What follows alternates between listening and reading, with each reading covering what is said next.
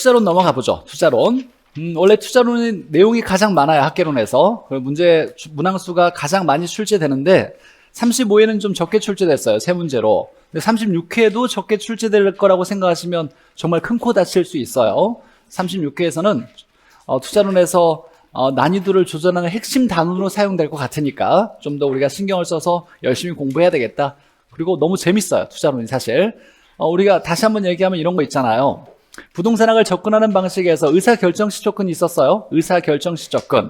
의사결정이 가장 중요한 의사결정, 할지 말지 결정하는 가장 중요한 건 투자결정이었어요. 이 투자결정, 투자는 왜 한다? 돈 벌려고. 그래서 이윤의 극대화, 부의 극대화를 위해서 부동산학을 배우는 이 접근 방식을 뭐라고 한다라고 하면 의사결정식. 이윤의 극대화, 부의 극대화 이렇게 나오면 의사결정식. 의사결정은 투자결정. 투자결정이 가장 중요한 거였어요. 그 투자론을 배우는 거고.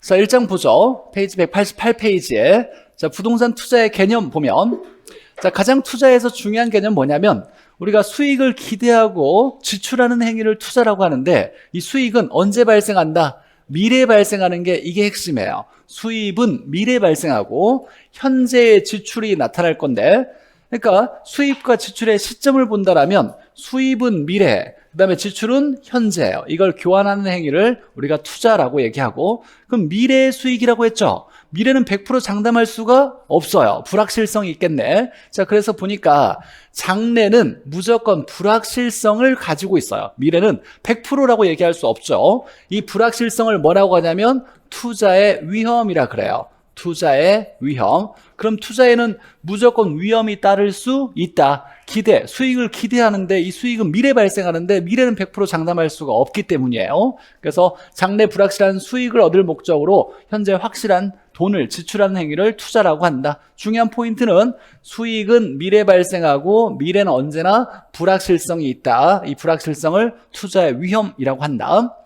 자, 부동산 투자의 특징을 보면 장점과 단점이 있는데 다 배웠던 내용이죠.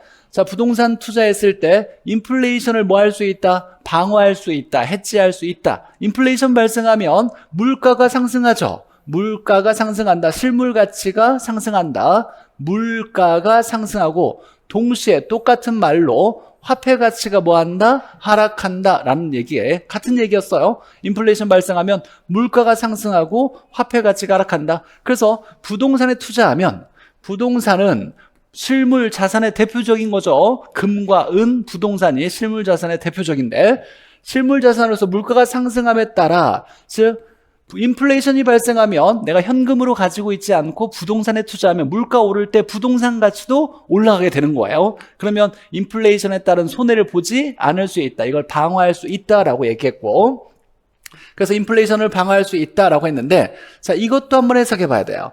화폐 가치가 하락한데, 즉 부동산에 투자하면 물가가 상승할 때 부동산의 가치도 오르니까 인플레이션을 방어할 수 있는데, 우리가 다른 사람 입장으로 봤을 때 화폐 가치가 하락한다 그랬죠. 돈의 값어치가 떨어지고 있어요. 자, 그럼 인플레이션 발생할 때 은행, 금융기관, 이걸 돈 빌려주는 사람이니까 누구라고 하냐면 대출자라고 하죠. 대출자는 이익이에요, 손해예요? 손해예요. 받는 이자가 돈은 그대로 받는데 값어치가 없는 돈을 받게 되는 거죠. 임대인은 이익이에요, 손해예요?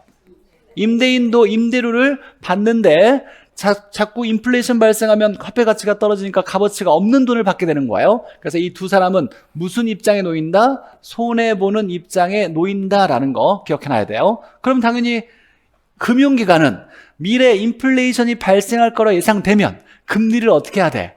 인플레이션 발생하면 은행은 손해보는 입장에 놓이니까 금리를 뭐 하려고 한다? 올리려고 하겠다. 이자를 올리겠죠. 라는 거고.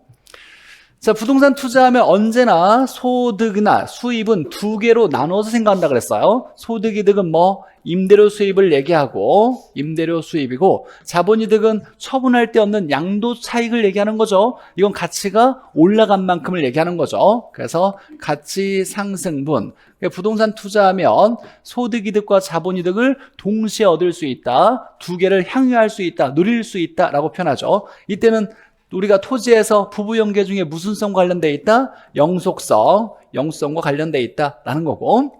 자, 세 번째, 레버리지 효과를 얻을 수 있다. 내가 부동산 투자할 때 남의 돈을 활용해서 투자하면 자기 자본 수익률, 지분 수익률의 변화를 꾀할 수가 있는데 올라가면 좋은 거 정의 레버리지, 내려가면 부의 레버리지, 상관없으면 중립적 레버리지. 남의 돈을 빌려서 투자할 때 남의 돈이 이게 레버리지가 되는 거예요. 지렛대 역할을 해서 레버리지 효과를 얻을 수 있다. 이제 이걸 배울 거고, 자, 타인 자본을 지렛대라고 얘기하고 투자했을 때 자기 자본 수익률의 변화를 꾀할 수 있는 걸 레버리지 효과를 얻을 수가 있다라고 얘기하는 거고, 자, 절세 효과. 이건 나중에 이제 우리가 투자론 다음 주쯤에 배울 것 같은데, 영업소득세를 계산할 때 영업소득세를 계산한다라고 한다라면 소득에다가 세율을 곱해야 될 거예요.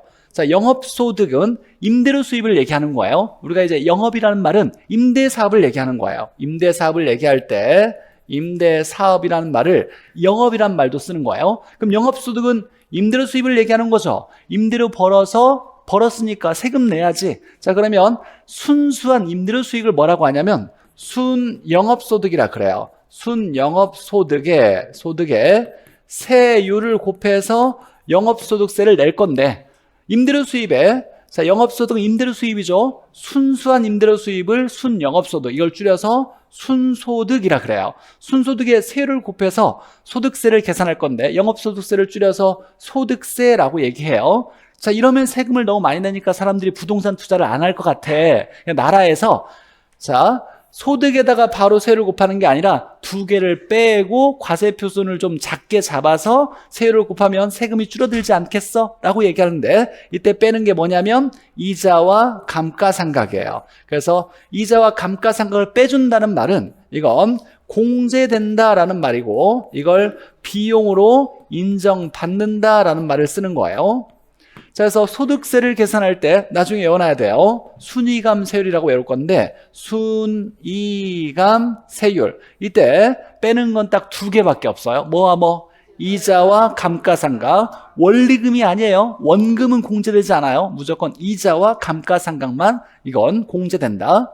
자, 그래서 자, 감가상각과 이자가 공제되어서 비용을 인정받아서 세금이 낮아지는 효과를 얻을 수 있다라는 거. 단점도 있죠. 여러 가지 단점이 있는데 가장 큰 단점은 현금화가 쉽다, 어렵다. 어렵다. 환금성이 작다. 이걸 현금 전환 가능성이라는 좀 유식한 표현이 있었죠. 뭐라고? 유동성. 현금 전환 가능성을 유동성이라 그래요. 그럼 부동산은 유동성이 큰 자산이에요, 작은 자산이에요? 작은 자산이에요. 그래서 유동성이 작은 자산으로 현금화가 어렵다. 그래서 금매로 팔면서, 부동산에 금매가 있죠. 금매로 팔면서 손해볼 수가 있죠. 이건 유동성에 따른 위험이라고 얘기할 거예요. 나중에 다시 한번 정리할 건데, 부동산은 유동성이 작다. 여러 가지 이런 것들이 있더라라는 거예요. 자, 이건 그냥 1번, 2번, 3번, 4번 이렇게 외우는 게 아니라 당연하지라고 생각하면서 자주 읽어보면서 해석할 수 있어야 되고. 자, 문제 한번 잠깐 간단한 문제 풀어보죠. 자, 부동산 투자에 대한 설명으로 틀린 거. 자, 토지 영속성으로 가치 보존력이 양호하다. 소모되지 않으니까 오랫동안 보존된다. 가치 보존력 우수하다. 맞고. 자, 임대사업을 할 때, 임대사업을 영업이라고 얘기했어요. 자, 임대사업을 할 때 감가상각과 이자는 세금 산정 시 비용으로 인정받을 수 있다. 공제받을 수 있다. 맞는 얘기고. 자, 부동산 투자할 때 저당권과 전세 제도를 통해서 레버리지를 활용할 수 있다. 자, 저당권이란 건 저당권 넘겨주고 돈 빌리는 거죠. 대출 받는 거고, 전세금을 안고 투자할 때 전세금도 남의 돈을 얘기하는 거죠. 남의 돈을 레버리지라고 얘기할 거예요. 남의 돈을 안고서 투자할 수 있다. 레버리지를 활용할 수 있다. 자, 부동산 가격이 물가 상승과 연동해서 가격이 오르면, 자, 인플레이션 발생할 때 물가 오르는데 물가가 오를 때 동시에 부동산 가격도 오르면, 즉 인플레이션의 손해를 막을 수가 있겠죠. 인플레이션을 방어할 수 있다, 해치할 수 있다. 인플레이션을 방어할 수 있다. 자, 부동산은 주식이나 금융상품에 비해서 단기간에 현금화가 용이하다, 어렵다. 가능성이 낮다라고 해야죠. 이걸 다른 말로 환금성이 작다, 유동성이 작다 이렇게 얘기하죠. 그럼 주식은 현금으로 바꾸기가 용이하겠죠. 그래서 얘는 유동성이 큰 자산이라고 얘기하는 거고, 부동산은 유동성이 작은 자산이라는 표현을 쓰는 거죠. 뭐 간단한 문제였고. 자, 레버리지 효과 보죠. 레버리지. 자, 남의 돈을 가지고서 투자할 때 남의 돈이 레버리지라고 얘기하고, 자, 효과는 뭐냐면 남의 돈을 가지고 투자했을 때 자기 자본 수익률의 변화가 나타난다. 이걸 레버리지 효과라고 얘기해요. 자, 부동산 투자는 고가니까 부동산은 남의 돈이 필요한데 이때 지렛대란 활용되는 융자액, 차입금, 타인 자본을 의미한다. 이때 투자론에 따른 용어는 무조건 외워놔야 돼요. 이때 빌린 돈을 뭐라고 한다? 빌린 돈을 대부액, 대출액, 융자액, 차입액. 우리가 대부했다, 대출했다, 융자했다, 차입했다 똑같은 말이잖아요. 남의 돈은 대부액, 대출액, 융자액, 차입액. 두 글자로 뭐라고 한다? 부채 외워놔야 돼요. 빌린 돈, 남의 돈, 타인 자본 얘기할 때. 즉 대부액, 대출액, 융자액, 차입액, 부채, 타인 자본, 남의 돈, 빌린 돈 얘기하는 거예요. 자, 남의 돈을 우리가 레버리지, 지렛대라고 얘기하고, 자, 레버리지 효과란이라고 나왔어요. 레버리지 효과란. 부채 비율에 따라서 돈을 많이 빌리냐, 조금 빌리냐, 빌린 돈의 비율에 따라서 뭐가 자기 자본 수익률이 변화되는 효과를 얘기한다. 여기에 별표. 다른 수익률 들어가면 안 돼요. 총 수익률 이렇게 나오면 안 되고, 자기 자본 수익률, 다른 말로 자기 자본을 줄여서 지분이라고 얘기하죠. 그래서 이걸 지분 수익률이라 그래요. 그래서 레버리지 효과는 돈을 빌림에 따라서 타인 자본을 활용함에 따라서 자기 자본 수익률에 변화되는 효과를 얘기한다. 자, 레버리지 예로는 대출 외에도 전세금을 안고 투자할 때 전세금이 남의 돈 역할을 하는 거죠. 레버리지 역할을 한다. 자, 그럼 한번 생각해 보죠. 자, 레버리지 효과에서 남의 돈을 빌려서 투자하는 사람을 얘기하는 거예요. 자, 그러면 투자자는 돈을 빌려준 사람이에요, 빌린 사람이에요?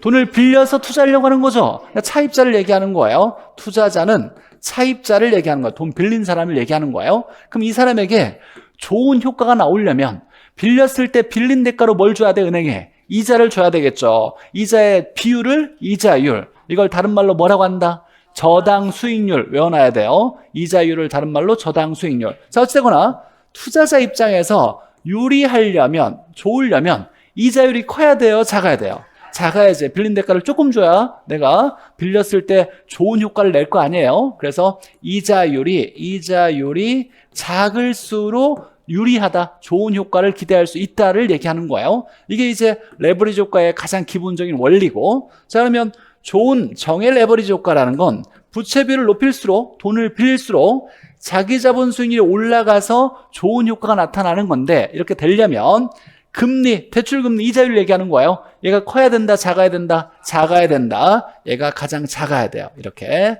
가장 작아야 되는데, 이 대출금리를 저당 수익률이라고 하는 건 이 저당권자는 누구예요? 은행을 얘기하는 거야. 저당권을 넘겨주고 돈을 빌리잖아요. 그럼 저당권을 가지고 있는 사람은 대출자죠. 은행이 대출자. 저당권자의 수익률을 얘기하는 거예요. 그러니까 돈을 빌렸을 때 빌린 사람 입장에서 줘야 되는 이자율은, 이건 지출에 대한 이자율을 얘기하는 거고, 차입자 입장에서, 은행 입장에서 받는 이자는 수익이 되는 거죠. 그러니까 저당권자의 수익이니까 수익률이라는 말을 쓰는 거예요. 그래서 저당 수익률은 대출금리, 이자율을 얘기한다. 외워놔야 돼요. 이런 용어는 무조건 그냥 반드시 외워놔야 돼요. 용어를 해석하지 못하면 내용 자체를 이해하지 못해요. 자, 그러면 이걸 한번 해석하면 지분 수익률은 내 돈만의 수익률. 여기서 이제 종합이라는 말 나오는데, 이걸 다른 말로 총투자 수익률이라고 얘기해요. 총투자 수익률, 다른 말로 종합 수익률. 자, 그럼 한번 생각해 보죠. 총이라는 말이 나왔어. 총. 자, 얘는 내 돈만의 수익률을 얘기해요. 이 저당 수익률은 누구? 은행의 수익률을 얘기하는 거야. 그러면 얘는 종합 수익률은 내 돈과 은행의 돈을 가지고 합친 수익률을 얘기하는 거예요. 그래서 우리가 총이란 말 나오면 투자액을 얘기할 때, 자, 지분 수익률은 지분 투자액에 대한 지분 수익을 얘기하는 거고, 자, 얘는 남의 돈의 수익, 이자에 대한 수익의 비율을 얘기하는 건데, 총 투자 종합이란 말 나오면 앞으로 기본적으로 투자론에서 내 돈과 남의 돈이 합쳐져 있는 상태에서 뭔가를 얘기한다라고 해석해야 돼요. 자, 그러면 얘는 총 투자액과 관련돼야 돼. 총 투자액과 관련돼야 되고, 총 투자액은 내 돈을 다른 말로 지분이라고 하죠. 빌린 돈을 다른 말로 부채라고 할 거예요. 타인 자본, 부채, 자기 자본, 타인 자본. 어떻게 표현하든지 간에 알아들어야 돼요. 이건 빌린 돈, 이건 내 돈. 그러니까 앞으로 총 투자, 종합이란 말 나오면 이건 총 투자액과 관련돼야 된다. 얘는 지분 투자액에 대한 수익이고, 이건 타인 자본, 남의 돈의 수익을 얘기하는 거예요. 이건 내 돈과 남의 돈이 합친 수익률을 얘기하는 거예요. 자, 이렇게 됐을 때 가장 작아야 되는 게 뭐다? 저당 수익률. 이래야 좋은 효과를 낼 수가 있다를 얘기하는 거예요. 반대로 여기가 크면 나쁜 효과니까 돈 빌릴수록 자기 자본 수익률이 떨어져서 손해본다라는 거고, 같다라고 나오면 영향을 미치지 않는다. 영향을 미치지 않는다는 걸 뭐라고? 중립이란 말 썼죠. 중립적 레버리지 효과라고 한다. 자, 보너스로 아주 너무 쉽게 답으로 나오는 경우가 2년에 한 번꼴로 나와요. 2년에 한 번꼴로. 근데 말 문제 한 번 나올 수 있고 계산 문제 한 번 나올 수 있으니까 내용이 별거 없지만 사실 문제에 자주 출제되는 거니까 잘 정리해 놓고. 자, 넘겨서 레버리지 효과의 조건을 한번 보죠. 자, 당연한 기본적으로 레버리지 효과를 기대하는 건 돈 빌린 차입자가 투자자가 되는 거죠. 그러니까 투자자 입장에서는 빌린 대가 이자율이 낮을수록 좋다를 얘기하는 거고, 낮은 금리를 저당 수익률이라고 하고, 융자액을 활용할수록 좋은 효과, 정의 레버리지 효과를 얻을 수가 있다라는 거고. 자, 여기서 두 번째 2번과 3번은 같은 얘기인데, 자, 부채 비율의 변화에 따라서 돈을 많이 빌리냐 조금 빌리냐에 따라서 레버리지 효과를 전환할 수가 없다를 얘기하는 거예요. 돈을 많이 빌렸냐 조금 빌렸냐는 건 레버리지를 전환할 수가 없어. 무슨 얘기냐면 부의 레버리지가 나타났어요. 그럼 돈을 빌릴수록 손해가 나타났다는 얘기야. 자기 자본 수익률이 줄어드니까 손해가 나타났어요. 그럼 돈을 조금 빌리면 손해가 이익으로 플러스로 바뀌어질 거냐가 아니라, 부의 레버리지 효과가 나타났을 때 돈을 조금 빌리면 손해가 작아지는 거지, 손해의 크기가 작아지는 거지, 이 손해가 이익으로 바뀌어지는 건 아니다를 얘기하는 거예요. 그러니까 돈을 많이 빌렸냐 조금 빌렸냐는 건 레버리지를 전환할 수가 없다를 얘기하는 거예요. 레버리지를 전환할 수 있는 건 뭐가 변해야 되냐면 금리가 변해야, 이자율이 변해야 전환될 수가 있다라고 얘기하는 거예요.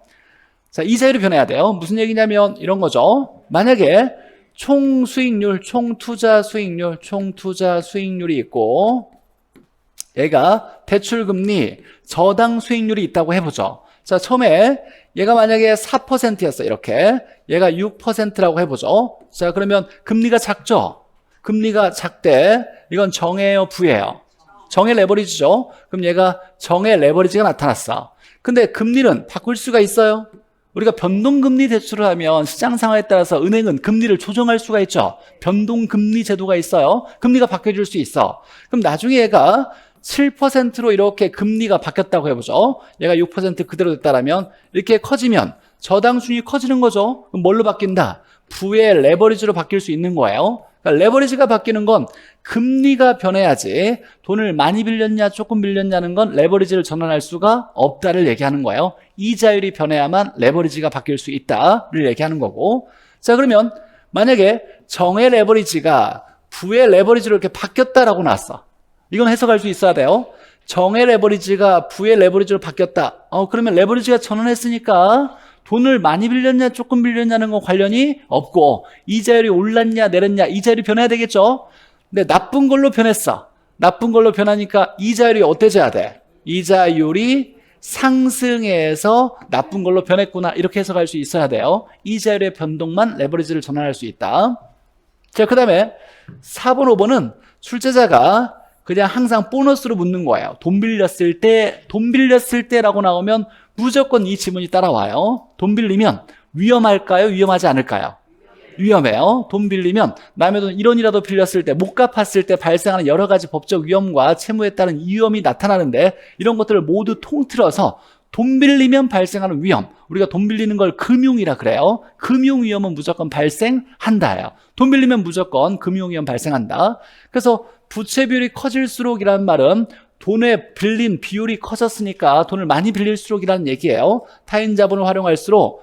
자, 레버리지 효과는 증가할 수 있겠지. 돈을 안 빌리면 레버리지 효과는 없고, 돈을 많이 빌리면 레버리지 효과는 크게 나타나겠지만 무조건 위험 또한 뭐한다? 커진다. 이때 위험은 돈 빌리면 발생하는 위험을 금융위험이라고 한다. 금융위험 커진다. 보너스로 무조건 따라다니는 거예요. 돈 빌리면 레버리지 효과와 위험, 이 두 개를 항상 출제자가 물어보니까. 그러면 반대로 전액 내 돈으로만 투자하면 이라고 나왔어요. 내 돈만 투자했대. 남의 돈을 빌리지 않았대. 그럼 레버리지를 활용하지 않은 거죠. 그럼 레버리지 효과는 나타나지 않는다. 그러나 위험 또한, 금융 위험 또한 모두 제거할 수 있다라고 얘기하겠네요. 금융적 위험 모두 제거할 수 있다. 자, 위험 중에서, 투자했다는 위험 중에서 완전히 내가 스스로 관리하고 제거할 수 있는 위험은 딱 하나밖에 없어요. 금융 위험. 남의 돈을 안 빌렸을 때 금융 위험을 모두 제거할 수 있다. 자, 여기까지가 이제 말문제, 쉬운 말문제로 나오는 거고, 계산 문제가 또 나올 수 있는데, 자, 용어 한번 잠깐 보죠. 용어. 자, 저당 수익률, 은행의 수익률이에요. 은행은 이자가 수익이 되는 거죠. 그래서 은행의 수익률은 뭘 얘기한다? 이자율, 대출 금리 얘기한다. 기억해놔야 되고, 자기 자본을 다른 말로 자기지 한자가 있어요. 지분이라고 하고 이만큼 줄여서 자본이라고도 해요. 자기 자본을 자본, 지분이라고 한다. 자, 이때 빌린 돈 타인 자본은 대출했다, 대부했다, 융자했다, 차입했다란 말을 쓰니까, 자, 융자액, 대부액, 대출액, 차입액 다 같은 말인데 두 글자로 뭐라고 한다? 부채, 빌린 돈을 부채라고 한다. 자, 1번에 총 투자액은 내 돈과 남의 돈을 합친 돈을 얘기하는 거죠. 이때 중요한 거, 내가 만약에 A 부동산을 사기 위해서 총 10억을 투자했어요. 그렇다는 얘기는 A 부동산의 가격이 얼마라는 얘기야? 10억이란 얘기예요. 가격이 10억이니까 총 10억을 투자하는 거예요. 그래서 총 투자액과 뭐가 똑같다? 가격이 똑같다. 이거 책에 안 나와 있지만 당연히 알고 있어야 돼요. 가격과 총 투자액이 똑같고, 총 투자액은 남의 돈과 내 돈을 합친 거죠. 남의 돈과 내 돈이 합쳤다. 그러면 지분과 부채를 합친 거고, 이걸 우리가 금융에서 뭐라고 하냐면 자산이라고도 얘기해요. 자산. 자산과 자본은 다른 얘기예요. 자본은 자기 자본 얘기하는 거고, 자산 얘기할 때는 총자산, 이 총을 빼서 자산이라고 얘기하는 건 가격이나 총 투자액을 얘기하는 거예요. 이 정도의 용어는 무조건 해석할 수 있어야 돼요. 다 외워놔야 되고. 자, 이때 지분 수익률을 계산하는 거. 자, 지분 수익률을 이렇게도 계산할 수 있어요. 수익률로. 종합 수익률, 총 투자 수익률이죠. 종합 수익률, 저당 수익률, 부채비를 이렇게 쓸 때, 자, 종종 저 부르세요. 이게 한 번 나왔는데, 27회인가 한 번 나왔는데, 다시 나올지 안 나올지는 저도 몰라요. 근데 한 번 나오긴 했어. 답을 주로 결정했던 지문은 아니었겠지만, 어찌되거나, 종종 저 부르세요라고 외울 건데, 자, 종종 저 부르세요. 우리가 사칙연산 얘기할 때, 더하기, 빼기, 곱하기 순서대로 더하기, 빼기, 곱하기 하고 가운데 괄호 이렇게 쳐주면 이게 지분 수익률을 계산하는 방법이에요. 이걸 뭐 유도해가지고 증명하는 과정은 중요하진 않고 외우는 게 중요한데, 종종 저 부르세요. 이거 외우는 사람은 난 무조건 학교론 80점 맞을 거야. 80점 맞아야 되는 사람. 난 민법을 너무 못하겠어. 민법은 야 꽈락만 면할겠어. 학교는 80점 맞겠다라면 무조건 외우고, 나는 그냥 합격만 넘기면 돼 라고 하는 사람은 두 번째를 외워야 돼요. 1번이 아니라 두 번째. 한번 해석해 보죠. 자, 지분 수익률은 기본적으로 계산하면, 자, 수익률은 수익의 비율이에요. 다시 한번 정리하면 수익의 비율, 뭐의 비율 얘기하면 수익이 어디 가야 돼요? 위에 가야지. 그러면 수익의 비율은 투자한 돈 중에 얼마 벌었냐? 그러니까 투자액분의 수익을 얘기하는 거예요. 이렇게 연결돼야 돼. 투자액분의 수익인데, 투자액분의 수익인데 얘가 지분 수익률이니까 지분 투자액분의 지분 수익이라고 쓰겠죠. 자, 그러면 지분 수익을 우리가 해석할 수 있어요. 내 돈만의 수익. 우리가 투자해서 얻는 총 수익은 내 돈과 돈을 빌렸으니까 남의 돈이 합쳐졌을 때의 총 수익일 거 아니에요. 내 돈과 남의 돈이 합쳐져 있는 총 수익에서 남의 돈의 수익을 빼줘야 돼. 자, 그러니까 내 돈만의 수익이 나오려면 남의 돈과 내 돈이 합쳐져 있는 총 수익에다가 뭘 빼줘야 돼요? 남의 돈의 수익을 빼줘야 돼. 그럼 남의 돈의 수익은 누구예요? 은행의 수익은 뭐야? 이자죠, 이자. 이자를 빼줘야 된다. 여기까지 해석할 수 있어야 돼요. 지분 수익은 총 수익에서 남의 돈의 수익, 이자를 빼줘야 된다. 자, 이때 부동산에 투자하면 전체 수입은 항상 두 개로 나누어 생각한다 그랬어요. 두 개. 소득이득과 자본이득, 임대료 수입과 가치상승분. 이때 임대료 수익 중에 대표적으로 임대료 얼마 벌었어? 라고 얘기할 때 쓰는 소득은 뭐냐면 순소득이에요. 순영업소득을 줄여서 순소득. 그래서 이 총수익에, 자, 요만큼이 총수익을 얘기하는데, 요만큼은 총수익인데, 이 총수익은 두 개로 항상 나누어서 순소득, 순영업소득의 임대료 수입이고 가치상승분은 자본이득을 얘기하는 거죠. 이 두 개가 총수익이고 여기서 이자를 빼줘야 된다라는 식이에요. 이해하고 있어야 돼요. 물론 이제 이걸 이해한 다음에 빠르게 풀기 위해서 암기도 하겠지만 암기할 때 이렇게 외웠죠. 너 순분이지? 이렇게 순분이지, 순분이지 이렇게 외웠어요. 순분이지 이렇게. 자, 지분 투자 수익률, 자기 자본 수익률이죠. 자기 자본 수익률을 계산할 때 다시 한번 정리해 보죠. 이걸 이해해야 나중에 순분이지가 떠올리지 않아도 쉽게 해석할 수 있고 응용 문제가 나와도 얼마든지 풀 수 있으니까. 자, 지분 수익률을 쓴다라면 지분 투자액분의 지분 수익이죠. 지분 수익을 써야 되는데 지분 수익은 뭐에서 뭘 뺀 거? 총수익에서 남의 돈의 수익을 빼줘야 되겠죠. 그래서 총수익에서 남의 돈의 수익 이자를 빼줘야 돼. 은행의 수익을 빼주면 은행의 수익은 남의 돈의 수익이에요. 이때 총수익은 항상 두 개가 있대요. 뭐와 뭐 소득이득과 그 다음에 자본이득이 있는데 소득이득은 임대료 수입이고 자본이득은 가치상승분을 얘기하는 거죠. 그래서 얘를 해석할 때 자, 지분 투자액 분의 총수익은 순을 대표로 쓴다. 그 다음에 가치상승분을 쓰고 얘가 총수익이고 뭘 뺀다? 이자를 뺀다 라는 거죠. 자, 계산 문제를 풀 때는 간단해요 사실. 자, 얘는 주어져요. 제시를 해요. 제시를 할 거니까 우리가 풀 때는 얘와 얘만 해석하면 돼. 자, 그럼 가치상승분은 어떻게 구하냐? 가치의 상승률을 곱하면 되는 거예요. 자, 만약에 100원짜리가 10% 상승했대요. 그럼 올라간 만큼은 얼마야? 10원. 어떻게 계산했어요? 100원 곱하기 10%였어요? 0.1이었어요? 0.1을 곱하는 거예요. 여기에 몇 원 나와야지 퍼센트 원 이런 거 쓰지 않잖아요. 그럼 10%와 똑같은 퍼센트를 뗀 비율은 얼마? 0.1. 그러니까 가격의 상승률을 곱하면 10원이 상승분이 되는 거예요.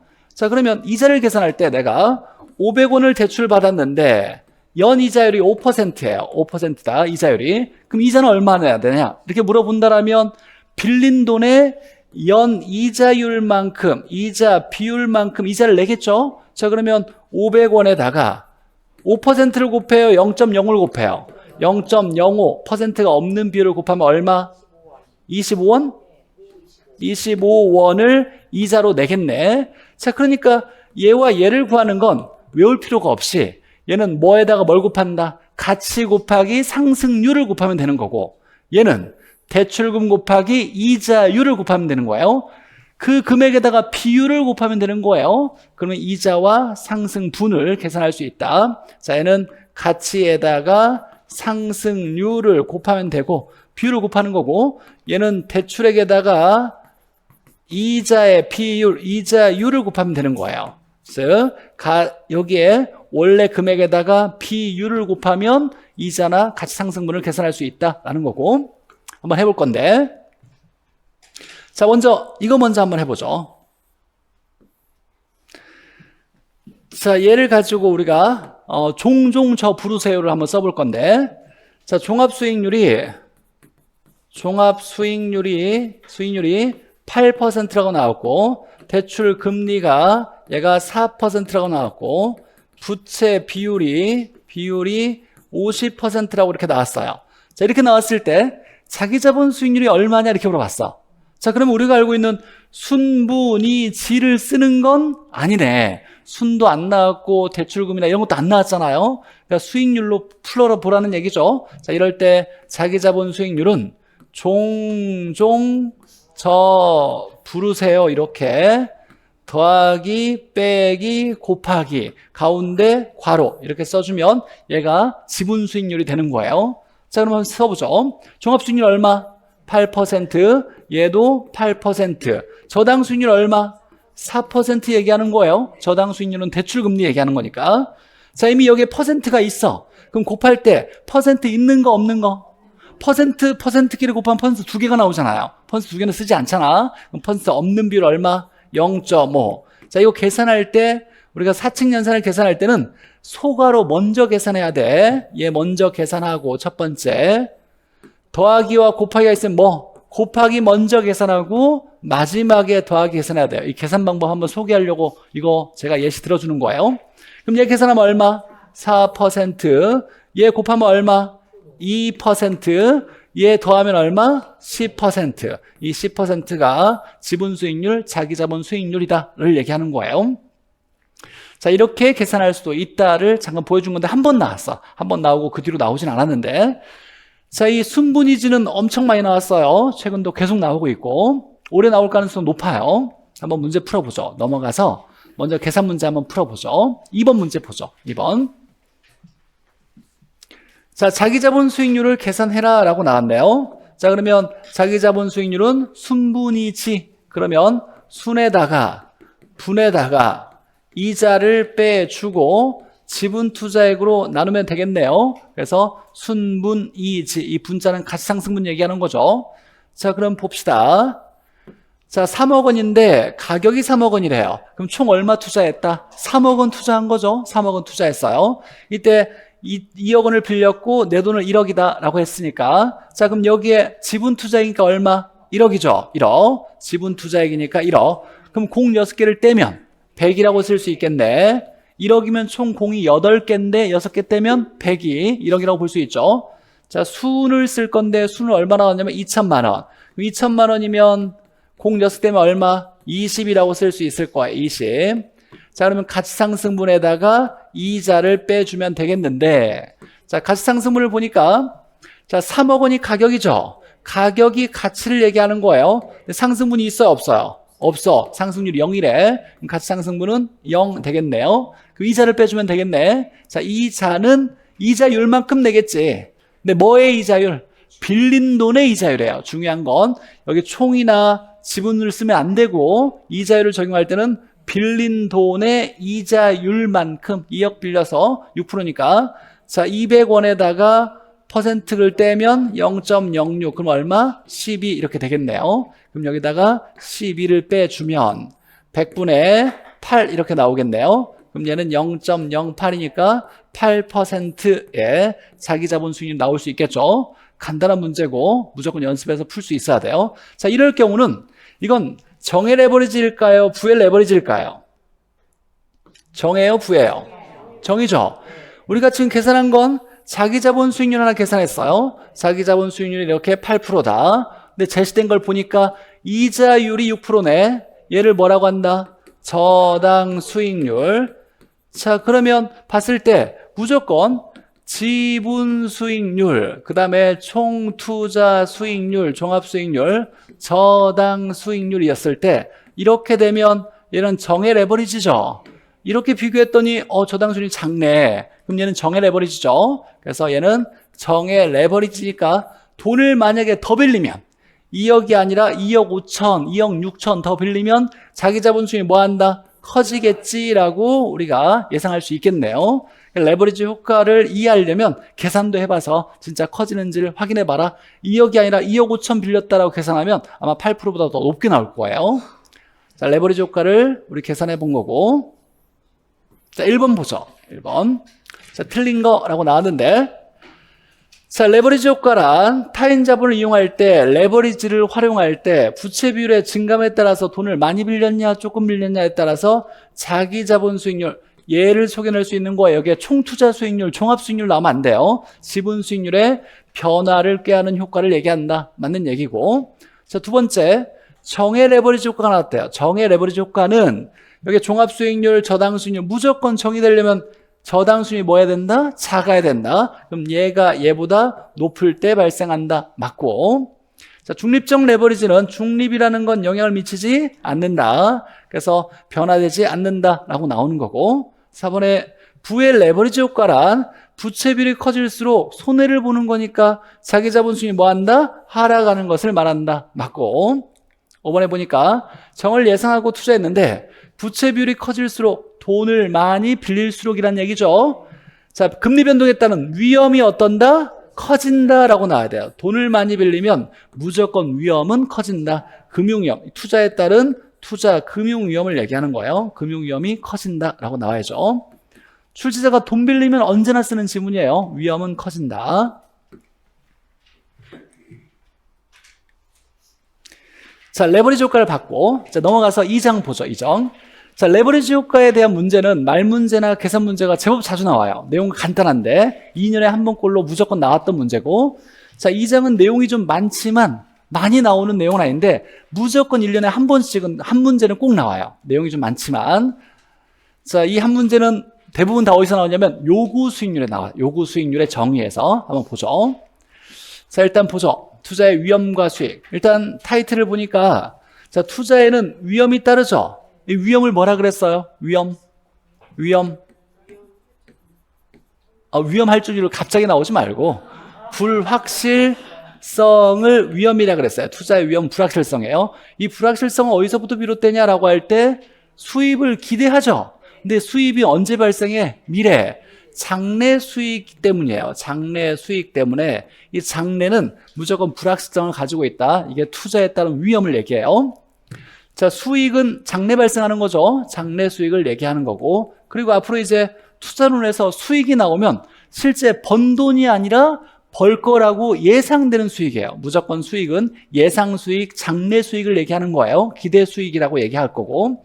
자, 얘와는 무슨 관계냐라고 할 때 우리가 유명한 얘기 있죠. 하이 리스크, 하이 리턴. 그래서 위험이 커질수록 수익이 뭐하다? 커진다. 이걸 무슨 관계? 비례 관계. 이 정도는 기본적으로 해석할 수 있어야 돼요. 하이 리스크, 하이 리턴 이런 말처럼 위험과 수익은 비례 관계다. 이 비례 관계를 이렇게도 표현해요.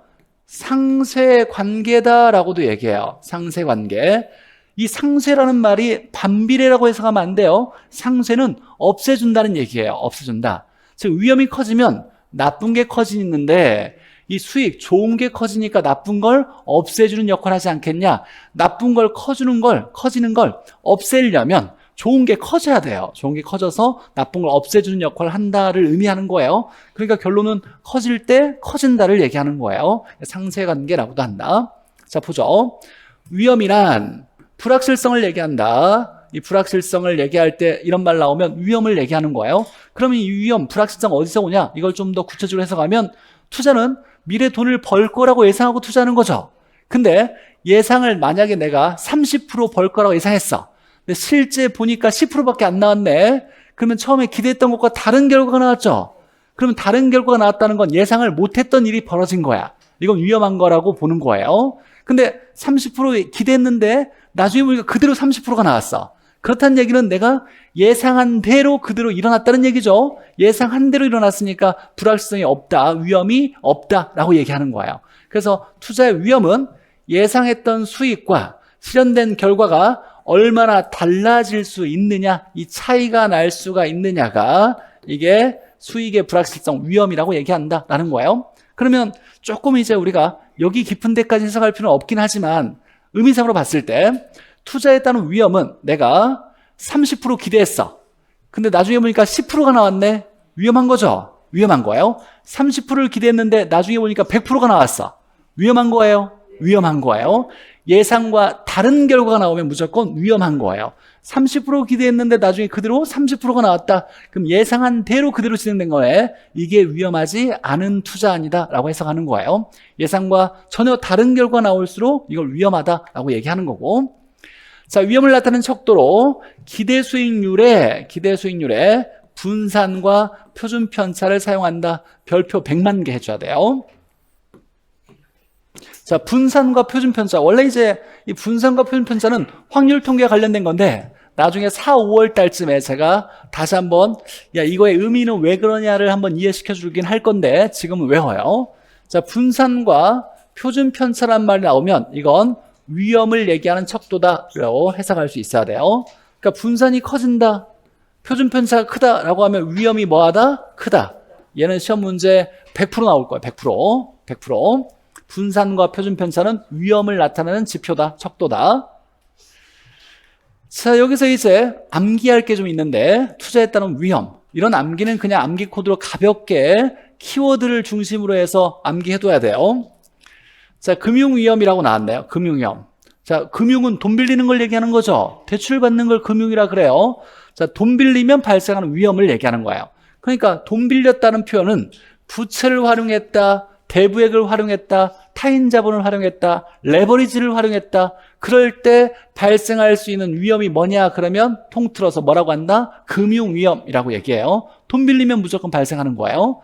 그러니까 부채를 활용했다, 타인 자본을 활용했다, 대부액을 활용했다 이런 말 나오면 무조건 금융위험 발생하죠. 근데 금융위험은 완전히 제거할 수 있어요.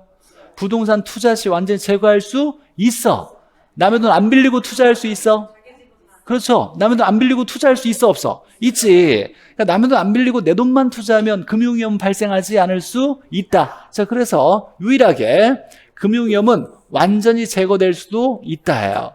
뭐 할 때? 전에 내 돈으로만 투자했을 때 금융위험은 완전히 제거할 수 있다.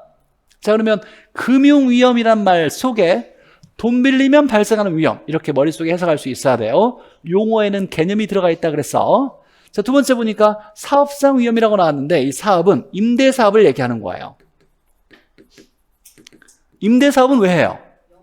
돈 벌려고. 이때 임대료 돈을 버는 거죠. 이걸 수익성을 기대하면서, 이 수익은 임대료 수익을 얘기하는 거예요. 이걸 기대하면서 투자를 했는데, 임대사업을 하려고 투자했는데 위험이 발생했다는 건 예상했던 돈을, 임대료 수익을 못 벌었다는 얘기죠. 그래서 사업상 위험, 임대사업을 할 때 돈 벌려고 했는데 돈을 못 벌었다, 수익성이 악화되었다라고 이렇게 연관 지어야 돼요. 임대료를 못 벌었네, 수익성이, 임대 수입을 못 벌었다를 사업상 위험이라 그래요. 근데 임대료를 못 벌게 된 원인에 따라서 세 개로 구분해요. 시장이냐, 운영이냐, 위치냐라고. 임대료를 못 벌게 된 원인이, 자, 시장이라면 시장에서 일어나는 일이 뭐다? 수요 공급. 수요 공급에 뭔가 문제가 생겼다. 수요 공급의 정도를 뭐라 그래요? 경기가 침체되어서 돈을 못 벌었다. 수요자가 없다. 인구가 준 거예요. 인구는 다른 말이 없어도 수요자를 얘기하는 거예요. 사람은 소비를 하지 않고 살 수가 없어요. 사람 얘기하는 건 소비자를 얘기하는 거예요. 소비자가 줄었다, 수요자가 줄었다. 공실이 증가했다, 이 말은 수요가 준 걸 얘기하는 거예요. 수요가 없어서 줄었다. 이런 수요, 시장이란 말이 나왔으니까 수요, 공급, 시장이란 말 나오면 시장에 문제가 있어서 돈을 못 벌게 되었다, 사업상 위험해요. 자, 운영. 자, 임대사업을 하려면 운영을 해야 되겠죠. 운영하는데 돈 들어가죠. 경비가 들어갈 거 아니에요. 운영하는데 비용이 들어갈 거예요. 유지, 수선비, 세금 내고 여러 가지 수수료, 전기료, 난방료 이런 거 들어가겠죠. 어쩌고 저쩌고가 중요한 게 아니라 얘가 가장 중요한 거예요. 운영을 운영하는데 들어가는 경비라고 얘기하는 거예요. 자, 운영하는데 경비가 많이 들어가서 남는 돈이 없어라고 얘기하는 걸, 이걸 운영위험이에요. 이런 문제를 할 때 단서를 하나만 주지 않아요. 여러 개를 줄 거니까 핵심되는 단어 하나를 기억해놔야 돼요. 물론 관리비도 여기에 포함되는 거예요. 영업 경비에. 일하는 근로자가 파업해서 일할 사람이 없대, 운영 자체가 어렵대, 이러면서 발생하는 걸 운영위험. 위치가 변한 거죠. 이때 위치는 절대적인 위치가 변하진 않지. 무슨 성? 부동성 때문에 절대적 위치는 변하지 않고 주변이 변해서 상대적으로 영향을 받는 상대적 위치가 변하는 거죠. 내가 임대사업 하려고 상가에 투자했는데 주변에 쓰레기 매립지, 장례식장 막 들어섰어. 사람이 없어가지고 임대를 못 벌어. 상대적 위치가 변한 거죠. 위치라는 말이 나올 거니까 위치위험. 그래서 이건 중요하진 않고 이 시장과 운영을 구분할 수 있어야 돼. 시장은 수요 공급, 운영은 영업 경비. 이 영업 경비를 다른 말로 운영 경비라고도 해요. 운영 경비. 자, 어쨌거나 이 사업은 수익성이 악화되었다라는 말 나오면 사업 위험이고, 사업 위험은 시, 운, 위 세 가지로 구분된다. 자, 유동성 위험은 계속 등장했으니까 유동성이란 말은 현금 전환 가능성이죠. 자, 현금 전환 가능성이 작아서 발생하는 위험을 얘기하는 거예요. 즉, 현금하는 과정에 손해볼 수 있어요? 손해볼 수 있지.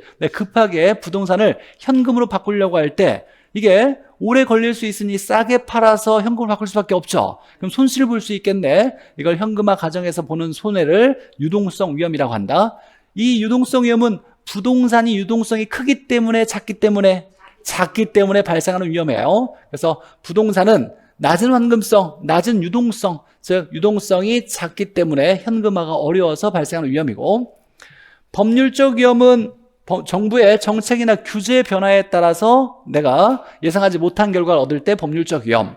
인플레 위험은 물가 상승으로 인해서 화폐 가치가 하락하는 후 발생하는 것을 이걸 인플레 위험. 인플레이션이 발생할 때 특히 이제 손해보는 입장은 누구냐면 인플레이션 발생하면 물가 오르는 건 사실 중요한 건 아니고 이제 손해보는 입장일 때는 화폐 가치가 떨어지는 거죠. 은행은 손해봐요? 손해보죠. 받는 이자는 똑같지만 값어치가 없는 돈을 받다 보니까 그래서 인플레가 발생하면 대출자, 은행과 임대인의 실질 수익률이 뭐한다? 하락한다 라는 얘기예요.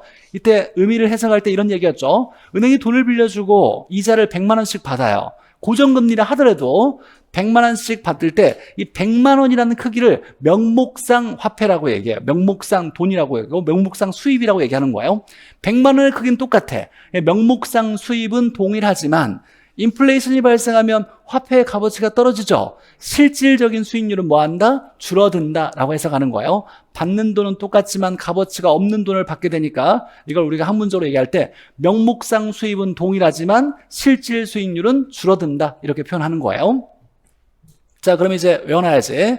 이 두 개는 법인은 사실 이건 거의 등장하지 않은 건데 이 세 개를 기억해놔야죠. 금사유 이렇게 외울 거예요. 금사유. 다 외운다라면 금사유 법인 이렇게 외울 거고 금사유 법인. 충청도에 법인이 하나 있는데 이름이 금사유 이렇게 됐대요. 금사유 법인. 근데 중요한 건 사업위험에 세 가지가 있다. 시운위 이렇게 있더라. 시운위. 핵심 키워드만 기억하면 돼요. 금융적 위험은 돈 빌리면 발생하는 거. 사업 위험은 수익성이 악화되는데 원인에 따라서 시운위. 수요 공급의 문제냐, 운영의 문제냐, 경비의 문제냐, 상대적 위치에 변한 거냐. 유동성 위험은 현금화가 어려워서 발생하는 손해보는 위험을 유동성 위험. 그다음에 법률 인플레. 금사유 법인. 금사유 법인 이렇게 암기해놓을 거고. 자, 왼쪽은 한번 읽어보시고 문제 하나만 풀고 잠깐 쉬죠. 자, 투자에 따른 위험에 대한 설명으로 틀린 거라고 나왔는데, 자, 위험은 불확실성을 얘기하는 거죠. 무슨 불확실성이냐면 투자는 언제나 수익을 기대하는데 이 수익은 장래 발생하다 보니까 내가 기대했던 것과 다른 결과가 얻어질 가능성, 불확실성을 위험이라 한다. 그래서 예상한 결과와 실현된 결과가 차이 나는 달라질 가능성, 이걸 다른 말로 뭐라고 하냐면 불확실성이라고 해요. 불확실성을 이걸 투자의 위험이라고 한다라는 거고. 자, 부채 비율이 크면 지분 수익률이 커질 수 있지만 이 말은 레버리지 효과가 커질 수 있지만을 얘기하는데 뭐도 커진다? 위험 또한 커진다. 이거 중요하죠. 돈 빌리면 위험 또한 커진다. 이 위험은 좀 더 구체적으로 얘기하면 무슨 위험? 금융 위험을 얘기하는 거죠. 금융적 위험. 돈 빌리면 발생하는 거. 세 번째 보죠. 자, 관리 근로자의 파업. 얘가 핵심이죠. 영업 경비. 경비에 문제가 생겨서 수익성이 불확실해졌다, 수익성이 악화됐다를 얘기하는 거예요. 그러니까 영업경비 하는데 돈이 많이 들어갔어. 인건비가 많이 들어갔고 수수료, 전기료, 난방료가 많이 들어가서 유지수선비가 많이 들어가서 남는 임대료 수입이 없더라를 얘기하는 거죠. 임대사업이 어려워진 거야. 이걸 뭐라고 한다? 사업위험이라고 하죠. 사업위험이라고 해요. 사업위험. 사업위험도 맞는 얘기야. 자, 근데 사업위험 중에 세 개가 있어. 시운위가 있는데 영업경비 나왔으니까 무슨 위험? 운영위험이라고 해야 돼요. 운영위험. 시장위험이라고 할 수는 없어요. 수요공급이란 말이 나와야 시장이란 말과 관련된 거고. 그러니까 3번의 답은 사업위험이 될 수도 있고 좀 더 구체적으로 운영위험이라고 얘기해야 되는 거예요. 두 개가 될 수 있어요. 답은 3번 틀렸고. 상대적 위치가 변화해서 발생하는 건 위치위험. 자, 유동성 위험, 출제자가 보너스를 낼 때 현금하는 과정에서 손해볼 수 있는 위험을 뭐라고 한다? 유동성 위험. 틀린 건 3번이죠. 자, 쉬었다가 수익률부터 다시 또 열심히 공부해 보도록 하죠.